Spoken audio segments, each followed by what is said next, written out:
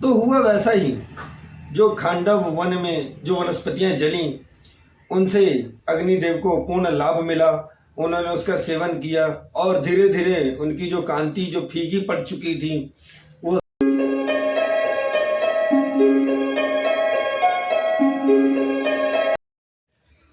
तो ये था अभी तक जो पितामह ब्रह्मा जी के वनस्पतियों के प्रयोग के बारे में। अभी तक उन्होंने जो वनस्पतियों का प्रयोग किया था उसकी पूरी व्याख्या और पूरी विवेचना हमने अभी आपके सामने बताई।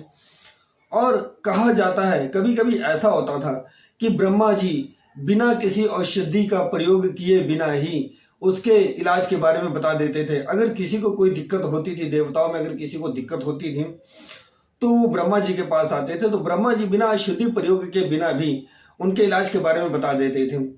तो आज ही एक छोटी सी कथा हम आपकी समक्ष और पेश करने वाले हैं, बताने वाले हैं कि एक बार ऐसा हुआ कि भगवान अग्निदेव को भी अजीर्ण रोग हो गया। अजीर्ण रोग का क्या मतलब होता है, इंसान की जब अग्नि मंद पड़ जाती है। तो ऐसे ही एक बार अग्नि देवता की भी अग्नि मंद पड़ गई, उनकी कांति भी धीरे धीरे फीकी पड़ने लग गई। वो किसी भी जो हवन होते थे, अविष्य होते थे, जो हवन करते थे लोग, वो किसी का भी अविष्य ग्रहण नहीं कर पा रहे थे। वो बहुत ज़्यादा परेशान हो गए थे। तो उनको ऐसा लगा कि मुझे भी कोई रोग हो गया है।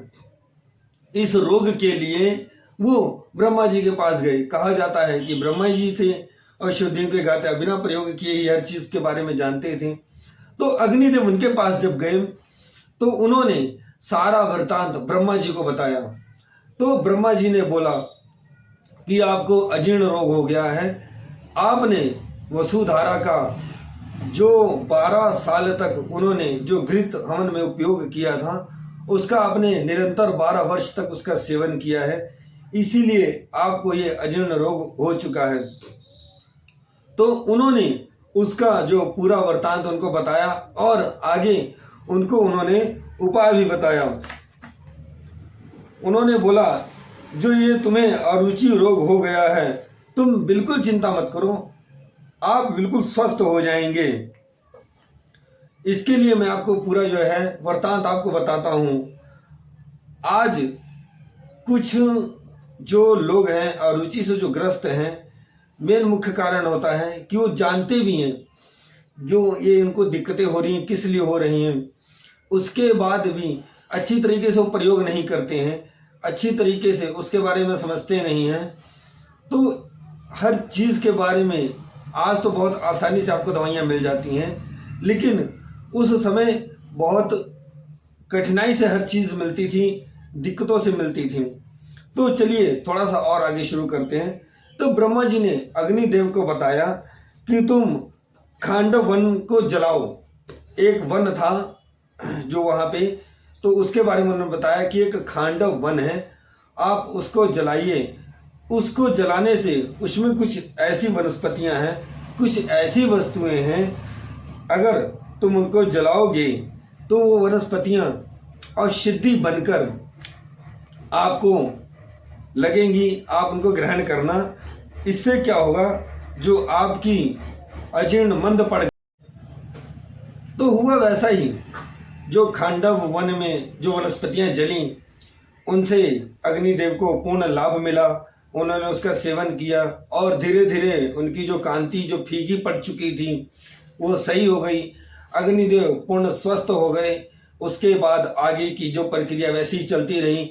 आहुतियाँ जो लोग डालते गए उनका वो सेवन करते गए, लेकिन फिर उन्होंने हर एक समय के लिए, हर एक उस कड़ी के लिए उन्होंने एक निर्धारित समय बना लिया। उनका सेवन वो उसी हिसाब से करते थे जिस हिसाब से उनके उपयोग में होता था। आगे हम आपको बताते हैं कि आयुर्वेद के सभी प्राणियों के लिए ब्रह्मा जी ने जिन जिन प्राणियों की सृष्टि और उन्हें 4 श्रेणियों में बांटा गया।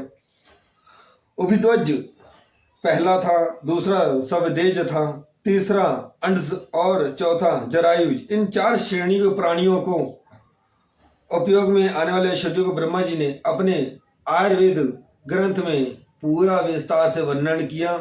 वनस्पतियों के लिए वक्ष आयुर्वेद, जंतुओं के लिए त्यंग आयुर्वेद, पशुओं के लिए गया आयुर्वेद अश्व आयुर्वेद, अस्त्य आयुर्वेद आदि तथा मनुष्य और देवता आदि के लिए आयुर्वेद बनाया।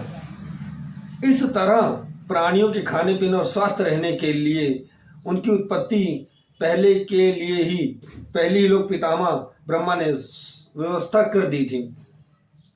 तो ये थी अभी तक की जो हमने आपको कथा बताई, जो तो छोटी सी आयुर्वेद की कथा जो अग्निदेव के बारे में बताई और कैसे उनका